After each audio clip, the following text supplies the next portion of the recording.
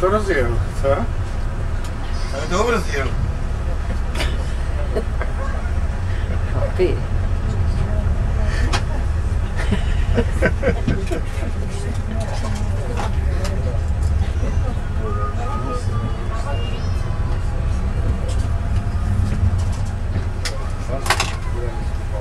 Jo.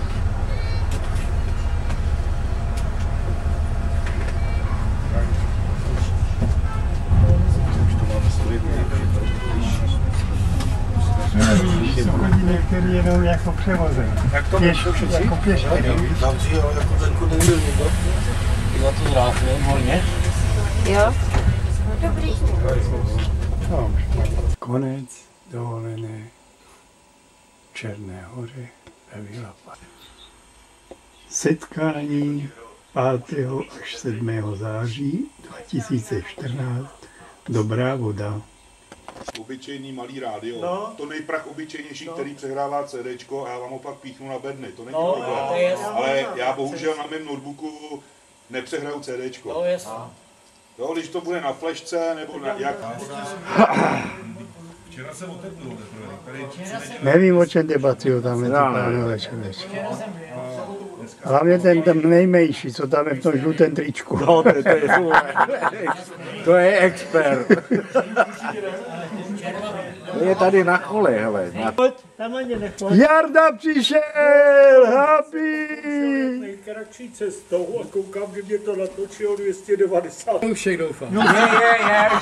Je, ještě se Happy Palouda, srpna. Tak co? 80. Ti to pudřeš, takže... Jsem ti to říkal už, Franto. Víte mu říkal, že jsme tam se dávali na půli, když jsme na tvý koup v tom záchodě. A koupelně a kluk spal u Karhonce. Bylo super. Umožňují. Takže já bych vám to poslal, podívejte se na to, jsou tam vidět na obsazování Prachatic, Krumlova, Volán, Strážního, Užvartu, tenkrát a další. Jsou tam verusky a je to propagandistický protičesky, prostě ladění. To si teď vy... Jsi na to koumá? No tak dobře, ano, hned, že bych...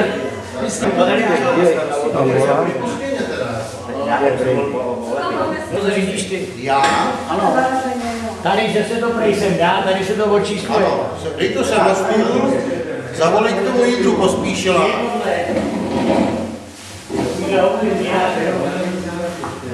je hlavní cena. A Františku, ten sponzorský dám, místo vstupenky, to mi napadá. Jo, co? Ten sponzorský dám, no, já to nevím. Já jsem dělal letice na Svědíčkově, jsem ti to říkal. Vůbec mohli koupit medaile a takovýhle. A kdyby to vybíral na místě, tak to ani nevybereš. To ne. ale já to chci už od včerejška na místě někomu dát a furt nevím komu. A nikdo to nechce. Vysí to na velitel. Do první septy vezete sponzorství, tak jasně. Ano. Dobrý den, vítáme vás. Vítáme Javorník.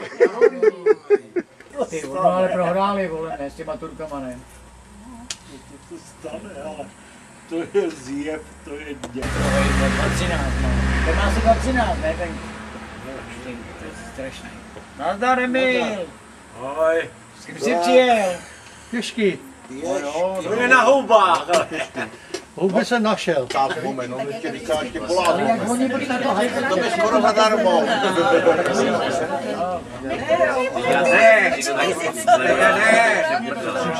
Přítelkyně. Tam to bylo takový všechno. Máťa potřebuje.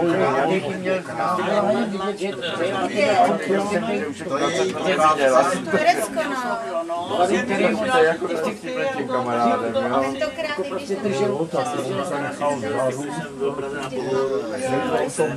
To říkám, já už mám jako malýho kluka, ale takový chlapa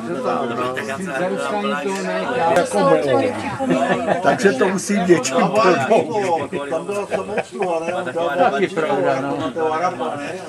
Některý obsluhu, jako byla jídelná a bohužel. Nikdo nebyl. Oni měli obsluhou, nebo takhle. A teďka to tam srovnali. Tak se domy. Tady chci v rychlosti přečíst. Je od bývalého příslušníka tohoto pluku. politickém aparátě, ale to je fakt člověk, který ho mám rád, upřímně. Je to člověk výborný i vzdělaný. On v současné době je na Univerzitě mezinárodních vztahů, je to pan bývalý podplukovník Eichler, jestli znáte. Ať si ho znáte z jakýhokoliv stránky, já říkám, že to člověk bezvadný, já se s ním často setkávám. A on teda, tak to řekl národně, mezi náma to můžu říct, to je prostě zakopaný levičák, on prostě to ze sebe nedokáže se třást. Ale to, co on tvrdí, když si promítnete do běžného života, tak musíte říct, ano, to je pravda. A proto vám to teda tady přečtu. Dokonce jsem si na to pořídil i brejle. No tak a dobře poslouchejte, já to budu snad číst tak. Budu to číst autenticky v době, kdy to vyšlo, abyste náhodou... To už do. Rychle se blíží z té výročí vypnutí první světové války. Něco tak ničivého nám zatím nehrozí, ale přesto v tehdejším vývoji lze najít řadu rysů, které se nápadně podobají systému v druhé polovině 19. století. Měla najednou hodně politiků, ale postrádala silné státnické osobnosti.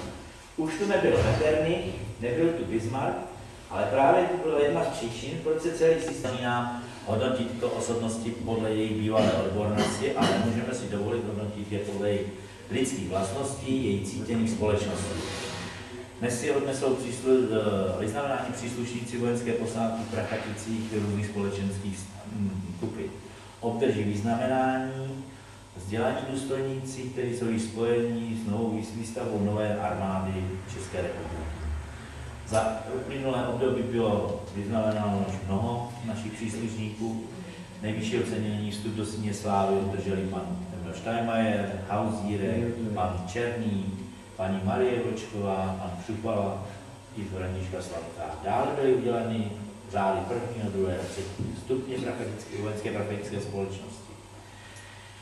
Vážení dámy a pánové, dovolte, aby pan podplukovník Veselý přečetl rozhodnutí vojenské prachetické společnosti o udělení vyznamenání. Vyznamenává se plukovník inženýr Milan Eliáš. Pan plukovník Milan Eliáš se narodil 25. srpna 1956 v Horní Plané v okrese Český Krumlov.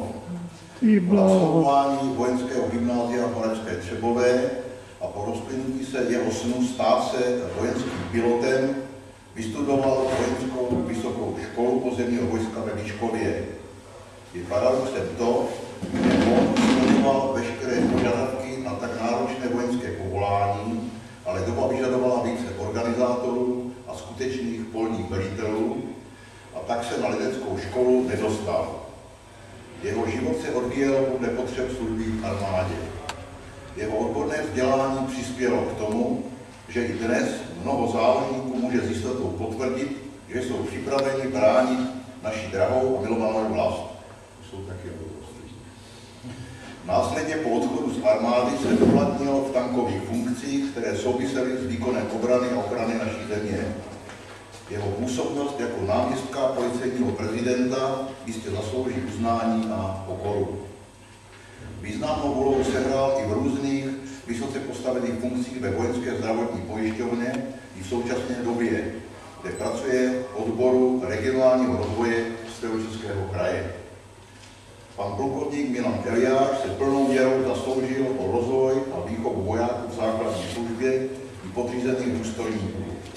Jeho odborné znalosti a náročné chování podřízených je vzorem i dnešním vojákům naší armády České republiky. Vážený pane plukovníku, prosím, abyste přijal z rukou velitele vojenské prachetické společnosti řád 1. stupně vojenské prachetické společnosti. Pane plukovníku, a předávám ocenění, který vám to je dále, krásný, děkuji moc.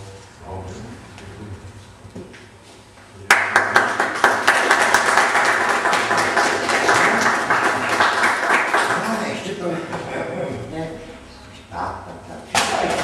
Vypněte fotoaparáty. Takhle jsem to dělal celý život. A zapněte fotoaparát.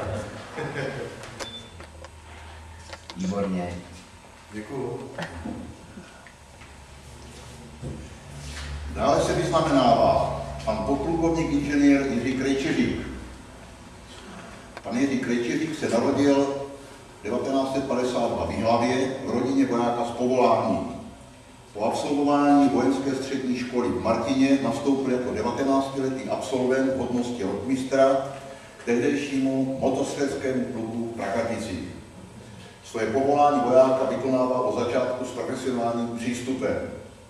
Přestože dosahoval výborných výsledků ve výchově a odborném výcviku, nemohl být vyslán na další studium na Vysoké vojenské škole, protože jeho otec byl v době normalizace vyloučen z KSČ a propuštěn z tehdejší Československé lidové armády. Vzhledem k jeho pracovním výsledkům a osobní píli byl v roce 1977 podplukovníku, prosím, abyste z rukou velitele vojenské praktické společnosti převzal řád prvního stupně. A podplukovníku blahopřeji, že je hodně dalším úspěšným cestování. A aby jsme měli tomu vzpomínat na svou kariéru.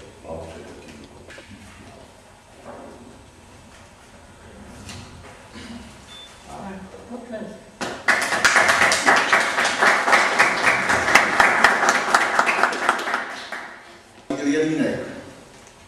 Pan podplukovník inženýr Vladimír Jelínek se narodil v roce 1957 ve Vysokém Mýtě. Po vystudování gymnázia v Chocni se stal absolventem Vojenské akademie v Brně. Tuto prestižní školu vystudoval s výborným prospěchem v oboru technického zabezpečení automobilní a tankové techniky. Po nástupu k 62. motostřeleckému pluku absolvoval základní technické funkce s velice dobrými výsledky. Jeho výborné a hlavně odborné znalosti v oblasti provozu tehdejší techniky přispěly k normálnímu provozu techniky v těžkých podmínkách šumavského podhůří. Jeho předností byla a je velmi vlídná tichá povaha a tehdy ve službě jeho výjimečná osobnost. Je to pravda. Proto byl v roce 1987 vyslán na Vojenskou akademii Bedřicha Engelse v Drážďanech a následně ukončil postgraduální studium v akademii v Brně. Jeho služba této armádě pokračovala v posádce Přáslavice. Zde byl zástupce velitele pro výzbroj a svoji vojenskou kariéru ukončil v roce 1997, kdy odešel z ústřední ženijní základny v Olomouci 30.12.1997 do zálohy. Po propuštění do zálohy pracuje i nadále pro automobilní průmysl a neustále přispívá svým podílem k tvorbě a vývoji moderních automobilů. Vážený pane podplukovníku, prosím, abyste přijal rukou velitele Vojenské praktické společnosti řád 2. stupně Vojenské praktické společnosti.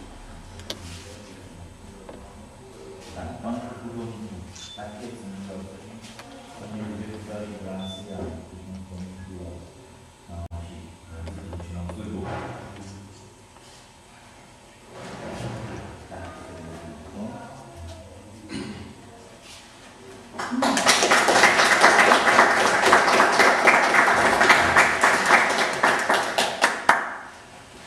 Dále se vyznamenává Jindřich Pospíšil. Pan Jindřich Pospíšil se narodil 16.1.1933 v Praze. V roce 1952 ukončil studium na střední škole pro průmyslové farmaceuty. Po jejím absolvování se rozhodl rozvíjet své vzdělání ve vojenské škole důstojnického dorostu v Českém Těšíně, ale již se zaměřením na dělostřeleckou odbornost.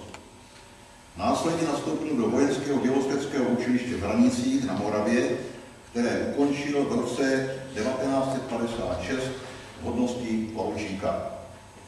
Svoji vojenskou kariéru započal službou protitankového pluku v Blešanech, nejdříve jako velitel baterie a následně jako jeho nástupce. Mnohokrát ve své, ale i fotografii.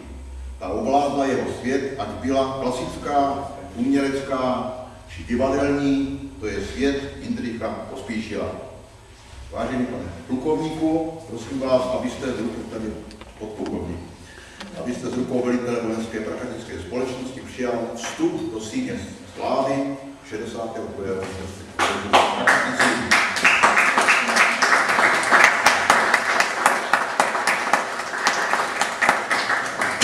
Tak já k tomu ještě dodám, je mi to takový divný to říct, ale prostě my musíme odměňovat a předávat tyto ceny, s kterými vstupují do síně Trávenic, skutečně lidem, kteří nejsou nejmladší. Všichni stárneme, všichni prostě nějak nám nabíhá věk, on to všem počítá stejně. Ale to jsou lidé, kteří to už dostali, kteří si to opravdu zaslouží a jsou mezi námi velkými autoritami. A bych byl rád, aby jsme i nadále tyto lidi skutečně si jich vážili, měli z toho takovou upřímnou radost, že i když to není žádný prostě služební, je to dar vás všech těmto lidem, aby i nadále jsme mohli třeba pokračovat v této činnosti a i nadále, aby jsme oceňovali další a další naše příslušníky. Ještě jednou blahopřeji panu Pospíšilovi. Neměl jednoduchý život, ani nemá, ale věřím, že mezi námi tady bude ještě hodně dlouho. Takže ještě jednou.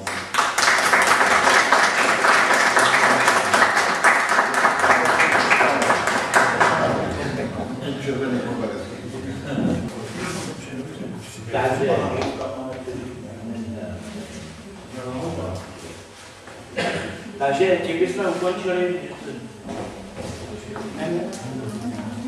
Ještě jednou, když dovolíte, zatleskejte. Kluci kupují lístky do tomboly. Začíná se rozproužovat zábava. Je nás málo, ale je to hezké.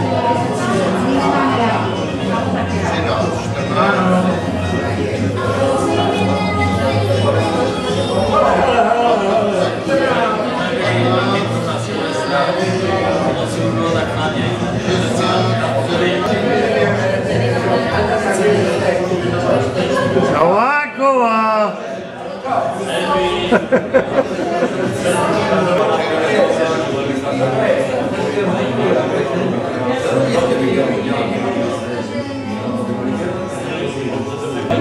Na zdraví, Ivane! Ty vole, víte, jak to nahýnají, ty vole. A měnicu. Nebo jak to bude, kolik Jsou tam skoky, kořeny, technika, rychlosti i v trošku pomalejších rychlostech v lese a určitě